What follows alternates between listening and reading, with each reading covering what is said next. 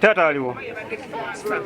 Rehema Nasuna ow'emyaka 3 yafiiridde mu bulumi nti bba gwe yazaalamu omwana ye yamugye mu bulamu bw'ensi eno nga yasoose kumusobyako oluvannyuma n'amutta n'amukumako omuliro. Kigambibwa Nasuna yali yanoba oluvannyuma lw'okufunamu obutakkaanya n'agenda mu maka g'abazadde b'enkunyu. Omusajja okukola kino tutegeezeddwa nga bwe yasoose okutegeeza abazadde ba mukyala we nga bwe yabadde ayagala ajje batuule mu nsonga zino atwale mukyala we. Naye kyamukisa mubi bba bw'azze okumunoona batudde mu nsonga bazimaliriza, bw'abadde avaawo ate alese amutuze amusse, era bw'amaze okumutta n'amuteekako ebigoye n'emifaliso n'amukumako omuliro n'amwokya. Mbadde ennaku zino nga nnyanfuna amasimu gwe mbadde mpita mukoddomi wange afuuse omutemu nga nkubira amasimu nti mukyala we yanoba n'aŋŋamba agenda kujjayo tumale ensonga. Ekyewuunyisa ono yaleese n'ebintu era ng'omuntu agenda ku buko.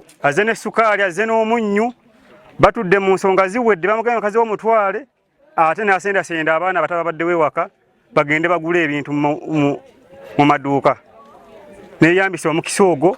Taata w'omugenzi agamba bwe yazze ne batuula mu nsonga ye n'addayo gy'abeera nga kyamubuuseeko ate okuwulira nga bamugamba nti muwala we attiddwa. Isima Kasagga mwannyina w'omugenzi annyonnyodde bye baayogedde naye nga bw'akomyewo abeera awaka oluvannyuma lw'obutakkaanya ne bba. Ne mugamba gwe olisuwa oddayo, n'aŋŋamba nze nkomyewo kubeera waka kulongoosa waka, olaba wonna ewaka wafaanana bubi teri abeerawo. Nti ennyambe ennoonyeza omutemu oyo asse muwala wange n'andekera akaana akato. Abatuuze bavumiridde eky'abawala okufumbirwa abasajja abatamanyiddwa waabwe nga mu kiseera kino tebamanyi wakujja musajja oluvannyuma lw'okudduka ng'amaze okukola ebikolobero. Nkubiriza abaana abawala temukkiriza okubeera nga mumala gafumbirwa nga temuleese basajja wammwe kubamanya. Kati ekyennaku kye tulina n'omusajja ono yennyini situmanyi waabwe, situmanyi buli kimu, era situmanyi nawe tugenda kutandikira.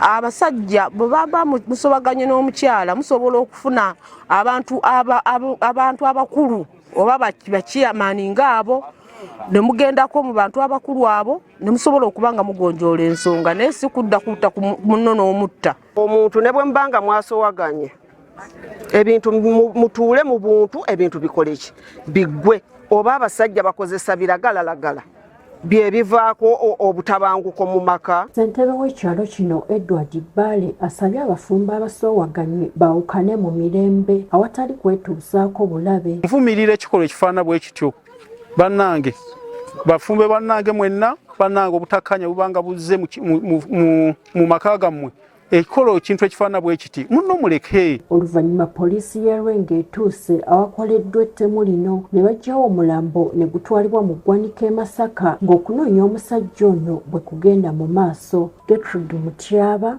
Agafeeyo ku Spark TV.